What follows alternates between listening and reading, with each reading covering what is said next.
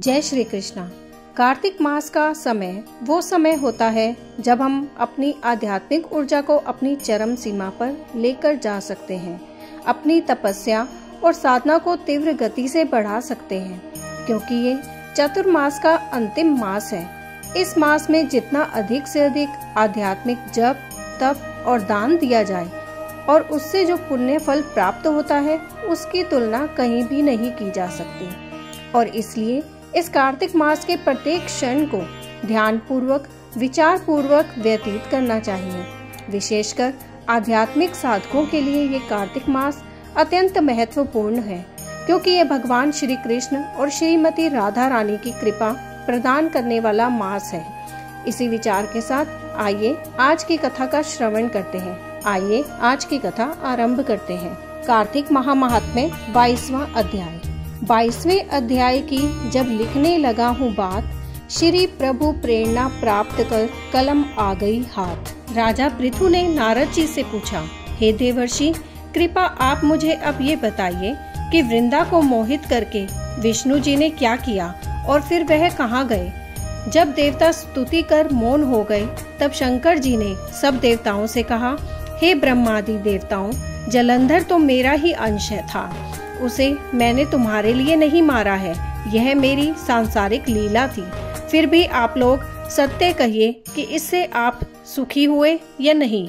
तब ब्रह्म आदि देवताओं के नेत्र हर्ष से खिल गए और उन्होंने शिव जी को प्रणाम कर विष्णु जी का वह सब वृतांत कह सुनाया जो उन्होंने बड़े प्रयत्न से वृंदा को मोहित किया था, तथा वह अग्नि में प्रवेश कर परम गति को प्राप्त हुई थी। देवताओं ने यह भी कहा कि तभी से वृंदा की सुंदरता पर मोहित हुए विष्णु उनकी चिता की राख लपेट इधर उधर घूमते हैं। अतएव आप उन्हें समझाइए, क्योंकि यह सारा चराचर आपके अधीन है। देवताओं से यह सारा वृतांत सुन शंकर जी ने उन्हें अपनी माया समझाई और कहा कि उसी से मोहित विष्णु भी काम के वश में हो गए हैं। परंतु महादेवी उमा, त्रिदेवों की जननी, सबसे परे वह मूल प्रकृति परम मनोहर और वही गिरिजा भी कहलाती हैं। अतएव विष्णु का मोह दूर करने के लिए आप सब उनकी शरण में जाइए। शंकर जी की आज्ञा से सब देवता मूल प्रकृति को प्रसन्न करने चले। उनके स्थान पर पहुंचकर उनकी बड़ी स्तुति की। तब यह आकाशवाणी हुई कि हे देवताओं, मैं ही 3 प्रकार से तीनों गुणों से पृथक होकर स्थित सत्य गुण से गौरा, रजोगुण से लक्ष्मी और तमोगुण से ज्योति रूप हूँ। अतएव अब आप लोग मेरी रक्षा के लिए उन देवियों के पास जाओ, तो वे तुम्हारे मनोरथों को पूर्ण कर देगी।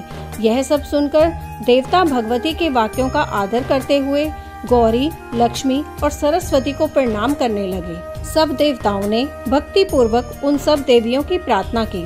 उस स्तुति से तीनों देवियां प्रकट हो गई। सभी देवताओं ने खुश होकर निवेदन किया। तब उन देवियों ने कुछ बीज देकर कहा, इसे ले जाकर बो दो तो तुम्हारे सब कार्य सिद्ध हो जाएंगे। ब्रह्मादि देवता उन बीजों को लेकर विष्णु जी के पास गए। वृंदा की चिता भूमि में डाल दिया। उससे धात्री, मालती और तुलसी प्रकट हुई। विधात्री के बीज से धात्री, लक्ष्मी के बीज से मालती और गौरी के बीज से तुलसी प्रकट हुई। विष्णु जी ने ज्यों ही उन स्त्री रूप वाली वनस्पतियों को देखा तो वे उठ बैठे। कामासक्त चित्त से मोहित हो उनसे याचना करने लगे। धात्री और तुलसी ने उनसे प्रीति की।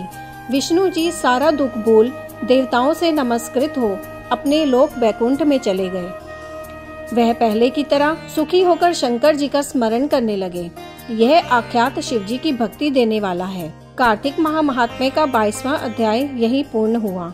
ऐसी ही सुंदर कथाओं का श्रवण करने के लिए आपके अपने चैनल एस्ट्रो नॉलेज को सब्सक्राइब कर लीजिए, ताकि आने वाले वीडियोस के नोटिफिकेशन आपको मिल सके। जय श्री कृष्ण।